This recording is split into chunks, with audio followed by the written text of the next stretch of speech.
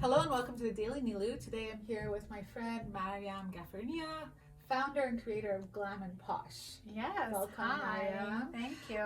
And for those of you who don't know, Glam and Posh is a lifestyle brand centered around fashion, beauty, and travel. Correct. Yes. And Maryam, you built this brand from scratch over the last 4 years. Right. And I want to talk to you today about learning how to say no when opportunities don't align with your brand.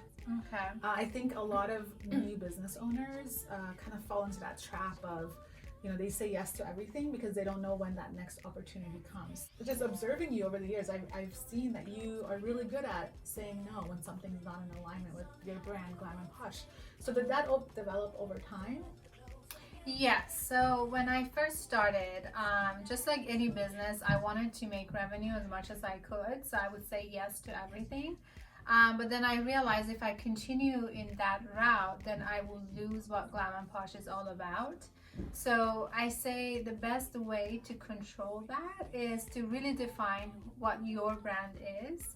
And then once you can figure that out, then you'll be able to know if other brands, fall, under that umbrella or not. How has your brand kind of evolved from when you first started to what it is now? So when I first started, it was more a mixture of affordable fashion mixed with luxury.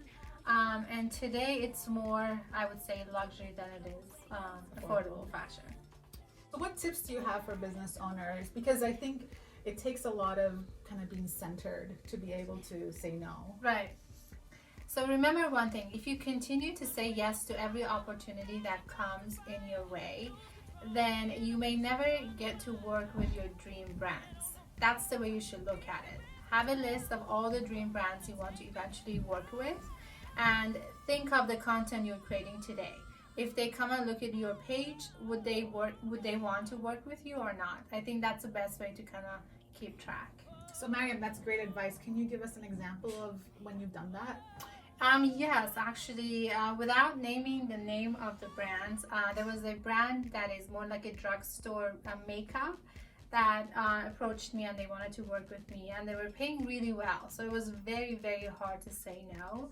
And I'm so glad I did because a couple months later, another brand that I've been dreaming about working with came and they wanted to work with me. So if I had said yes to the other one, most likely I wouldn't get the other opportunity.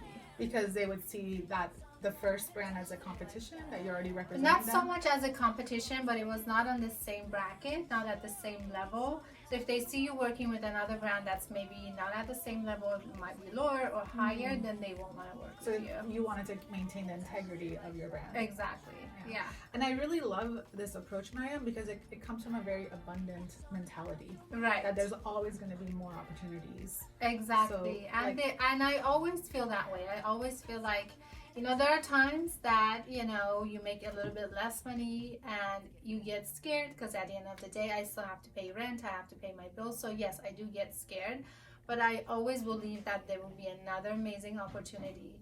And that never fails. It always happens. So I want our viewers to kind of get a feel for your genius when it comes to fashion. What's a good glam tip you can give for the workplace? Workplace. Because I also worked in a corporate, so I can understand sometimes it's hard to show who you are through fashion at work. You may think, oh, you have to always wear black or something dark so you don't stand out.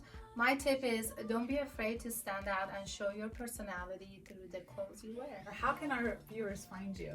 You can find me under at Glam and Posh on all social media platforms. Thanks so much for being here again. Thank you for having me. And I'll see you guys tomorrow. Bye.